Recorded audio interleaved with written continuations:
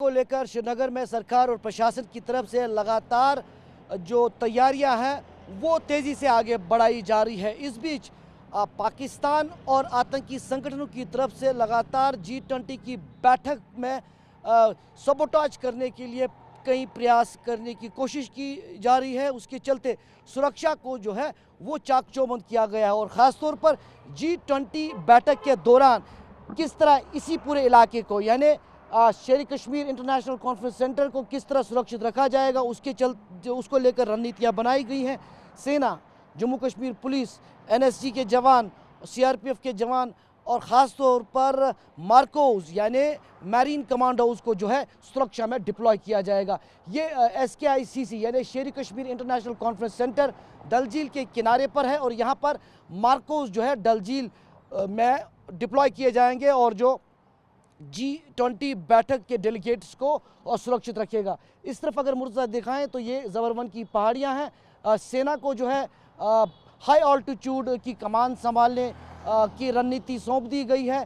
लगातार lieutenant governor Manoj Sinha, DGP Dilbag Singh या कश्मीर के ADGP विजय कुमार की बात करें, उन्होंने कई सुरक्षा बैठकें खासतौर पर G20 को लेकर पिछले कुछ हफ्तों से लगातार की। इसमें कई सुरक्षा रणनीतियां बनाई गई, खासतौर पर हाईटेक टेक्नोलॉजी का इस्तेमाल किस तरह सुरक्षा को लेकर किया जाएगा, ड्रोन्स को किस तरह इस्तेमाल किया जाएगा, मैरीन कमांडोज का डिप्लॉयमेंट किस तरह रहेगा और साथ ही साथ व्हीकल बॉर्न एक्सप्लोसिव को किस तरह टैकल किया जाएगा। क्योंकि जिस तरह पिछले सालों में देखा गया है कि आतंकी संगठन जैसे जैश और लश्कर हमेशा बड़े एक्सप्लोसिव का इस्तेमाल करते हुए राष्ट्रीय राजमार्ग पर हमला करने का प्रयास करता है। उसके चलते राष्ट्रीय राजमार्ग पर आर्मी कॉन्वॉय या अन्य सेना की जो कॉन्वॉय की मूवमेंट है उनकी सुरक्षा के SOPs में कई महत्वपूर्ण तब्दीलियाँ की गई हैं।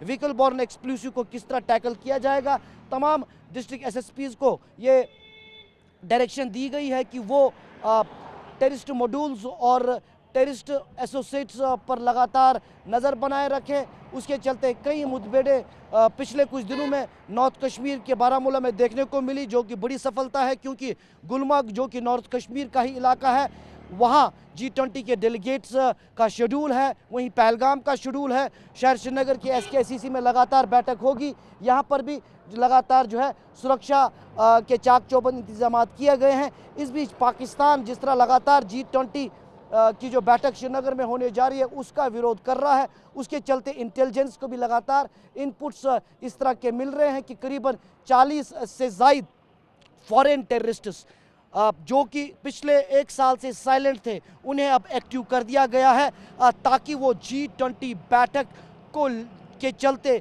घाटी में कोई बड़ी वारदात अंजाम दें। लेकिन ये तमाम इनपुट्स के आधार पर सुरक्षा को जो ग्रिड है उसे 3 टायर बना दिया गया है। यूनिफाइड कमांड लगातार सुरक्षा के मामलात को देख रहे हैं और कोशिश ये की जा रही है कि जो सुरक्षा है उसे ख़ासतौर पर G20 के लिए एक यूनाइटेड तरीके से फॉर्मुलेट किया जाए और काफ़ी हद तक उसे रणनीतियाँ तैयार की गई हैं और अब नए इंटेलिजेंस इनपुट के आधार पर इसका रिवीजन भी किया जा रहा है। और आज भी श्रीनगर के इसी SKICC में यहाँ पर एक बड़ा सुरक्षा जायज़ा लिया गया जिसमें केंद्र से कई जहाँ पर जो हाई ऑफिशियल्स हैं वो मौजूद थे, जम्मू कश्मीर यूनियन टेरिटरी से तमाम सुरक्षा बलों के बड़े अधिकारी मौजूद थे और तमाम चीज़ों को मद्देनज़र रखते हुए यहाँ पर जो है वो कदम उठाए जा रहे हैं। इस तरफ स्मार्ट बंकर्स खासतौर पर शहर श्रीनगर में उन तमाम इलाकों में बनाए गए जहाँ से डेलीगेट्स की रवानगी होगी या उनकी मूवमेंट होगी, तो कहीं ना कहीं एक कोशिश की जा रही है श्रीनगर को एक तरफ सुरक्षा के हवाले से यहाँ मजबूत किया जाए और महफूज बनाया जाए, वहीं दूसरी तरफ श्रीनगर की खूबसूरती में 4 चांद लगाने के लिए इसे स्मार्ट प्रोजेक्ट के तहत बहुत ही खूबसूरत बनाने का प्रयास 2 महीने पहले शुरू किया गया है, जिसे G20 बैठक से पहले मुकम्मल किया जाएगा ताकि पूरी दुनिया में ये संदेश जाए कि कश्मीर घाटी में शांति है और शांति के साथ साथ लोगों का ख़ास तौर पर जो विकास है वो लगातार गति से आगे बढ़ रहा है और G20 बैठक सफलपूर्ण की जाए उसके लिए तमाम रणनीतियां तैयार है। जम्मू कश्मीर के लिए ये बहुत ही खुशी की बात है कि G20 मुमालिक जो बड़े बड़े देश हैं उनके राष्ट्राध्यक्ष या उनके प्रतिनिधि जो कि भारत के अन्य अन्य शहरों में आ रहे हैं और इसी कड़ी में वो जम्मू कश्मीर का भी 2 दिवसीय उनका यहाँ विजिट है। ये पहली मर्तबा हो रहा है 1947 में देश की आज़ादी के बाद कि इतना बड़ा इंटरनेशनल लेवल का इवेंट जम्मू कश्मीर में हो रहा है।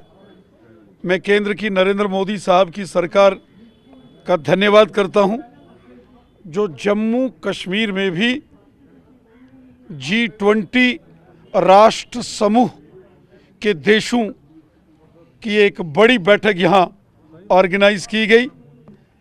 पिछले 70 साल बहुत प्रोपेगेंडा किया गया जम्मू कश्मीर के बारे में।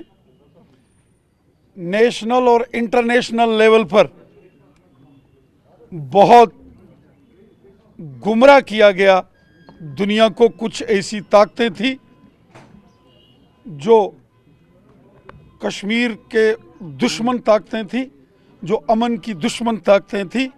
उन्होंने जम्मू कश्मीर को हमेशा इंटरनेशनल लेवल पर बदनाम करने की साजिशें और कोशिशें की, लेकिन धीरे धीरे अब सारी दुनिया इस चीज़ से वाकिफ़ हो चुकी है कि जम्मू कश्मीर अमन से, प्यार मोहब्बत और खुशहाली से जीना चाहता है।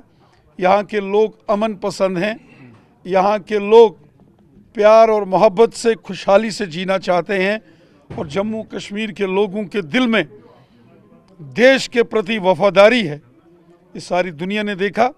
और जहाँ G20 देशों के जब राष्ट्राध्यक्ष यहाँ आएंगे तो ये हमारे लिए बहुत खुशी की बात है कि वो स्वयं अपनी आँखों से इस वादी कश्मीर को और इस जम्मू कश्मीर को देखेंगे और अलग अलग जगहों पर वो जाएंगे। कि यहाँ पे हम अपनी लेवल पे जो छोटी मोटी प्रमोशंस करते हैं उसका भी बड़ा असर पड़ता है टूरिज़्म पे।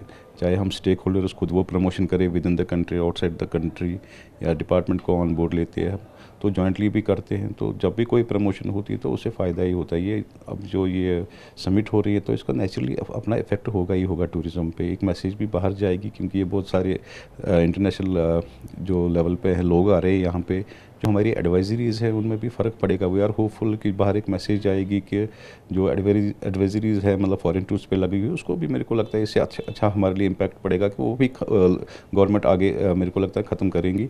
तो ये समिट उस ओवरऑल टूरिज़्म के लिए बहुत इफेक्टिव है और प्रमोशंस के लिए जो टूरिज़्म की प्रमोशंस हैं उसके लिए ये चीज़ें नेचुरली एक अपने आप में ऐसी प्रमोशंस होती हैं कि इनको हमें डिस्क्राइब करने की ज़रूरत भी नहीं होती है। G20 टूरिज़्म सब कमेटी का वेलकम करते हैं और KCCI इस बैठक को बड़े पॉजिटिव एंगल से देख रही है। इसमें जैसे हमारे इधर G20 के सब कमेटियों के वो मेंबर आ रहे हैं तो इसमें हमारे पास एक बड़ी अपॉर्चुनिटी है। जो ट्रैवल एडवाइजरी है वो रिमूव हो सकती है, वो बूस्ट लग सकता है हमारे टूरिज़्म सेक्टर को। जैसे 1990 से पहले यहाँ पर टूरिज़्म था वो बहाल हो सकता है। सेम टूरिज़्म मतलब जैसे उस वक्त का टूरिज़्म जो आता था, फॉरेनर्स आते थे, वो बहाल हो सकता है। तो इस वक्त हमारे पास एक बड़ी अपॉर्चुनिटी है कि हम इसको एडवाइजरी को हटा सकें। और इसके साथ साथ हैंडीक्राफ्ट सेक्टर, टूरिज़्म और हैंडीक्राफ्ट सेक्टर दोनों एक दूसरे से जुड़े हुए हैं। और हमारे पास उसके बाद एक अपॉर्चुनिटी ये भी आई कि डायरेक्ट बायर्स आ सकते हैं यहाँ पर, फॉरेन बायर्स कश्मीर माल हैंडीक्राफ्ट सेक्टर को बूस्ट लग सकता है। देखिए, जहाँ तक ये G20 का ताल्लुक़ है ये एक अच्छी मीटिंग होने जा रही है। फर्स्ट ऑफ इट्स काइंड है क्योंकि J&K में तो कभी ऐसा हुआ नहीं है। मगर इसमें मसला ये आपने बिल्कुल सही फरमाया, G20 की मीटिंग से पहले अगर ये तमाम एडवाइजरी उड़ जाती, अगर उससे पहले न उठी तो मगर उसमें ये मसला ज़रूरी उठना चाहिए, क्योंकि यहाँ ये जो फॉरेन ट्रैफिक था ये बंद पड़ा हुआ। काफ़ी मुल्क यहाँ अपने टूरिस्ट को आने नहीं देते हैं एडवाइज़र की वजह से, आधे बोलते हैं अनसेफ, जैसा कि अब यहाँ ऐसा कुछ नहीं है। तो मेरी ऑनरेबल एलजी साहब से रिक्वेस्ट होगी आपकी वसादत से कि ये एजेंडा पॉइंट रखा जाए, जितने भी यहाँ कंट्रीज़ आ रहे हैं या उनके नुमाइंदे आ रहे हैं कि वो अपनी अपनी एडवाइजरीज हटाएं, ताकि यहाँ फॉरेन ट्रैफिक, डोमेस्टिक ट्रैफिक तो यहाँ नो डाउट बहुत अच्छा चल रहा है लास्ट ईयर से, मगर हम चाहते हैं कि ये फॉरेन टूरिज़म यहाँ पे रिवाइव हो जाए। देखिए, कल फॉरेन मिनिस्टर जो हमारे हिंदुस्तान के, उनका भी आपने स्टेटमेंट सुना और उन्होंने भी कहा कि जो बिलावल जरदारी भुट्टो है वो दहशतगर्दों के स्पोक्स पर्सन और पाकिस्तान दहशतगर्दों की एक फैक्ट्री है, और पाकिस्तान आए रोज़ ऐसी हरकतें, ऐसी कोशिशें करता। 370 ख़त्म हुआ, 35 ख़त्म हुआ, वो जो हिंदुस्तान का अंदरूनी मसला था, जम्मू कश्मीर का अंदरूनी मसला, जम्मू कश्मीर हिंदुस्तान का अभिन्न है और टूटंग है, और 370 हो या 35 हो, एक हिस्ट्री बन चुकी है, और मुर्दे हैं वो मुर्दे कभी जिंदे नहीं होती है। जहाँ तक एरोगेंस की बात है, देखिए एक बहुत बड़ी ताकत है हिंदुस्तान। जहाँ पाकिस्तान में खाने के लाले पड़े हैं, जहाँ चावल का 1 किलो 250 रुपये में बिकता हो, जहाँ चिकन 700 रुपये में बिकता हो, मुझे लगता है पाकिस्तान को नसीहत लेनी चाहिए। उसको अभी अपने जो लोग हैं जो फाका कशी से मर रहे हैं, जो गरीबी से मर रहे हैं, उनकी तरफ उसको ध्यान देना चाहिए। जो ये इश्यूज़ है बार बार भारत के साथ उठाना, मुझे लगता है पाकिस्तान अब उस हालत में ही नहीं, उस कंडीशन में नहीं है। और जहाँ तक G20 समिट का ताल्लुक है, पाकिस्तान को देखना चाहिए और पाकिस्तान को इस बात को अब मानना चाहिए, तस्लीम करना चाहिए। बहुत हो चुका है, जम्मू कश्मीर के लोगों ने पाकिस्तान को ठुकरा दिया है, और जम्मू कश्मीर में अमन है, जम्मू कश्मीर में हालात ठीक है, जम्मू कश्मीर में अब मिलिटेंसी को कोई सपोर्ट नहीं कर रहा है। इसलिए G20 समिट कश्मीर के पुरअमन फिजा में यहाँ होने जा रही है।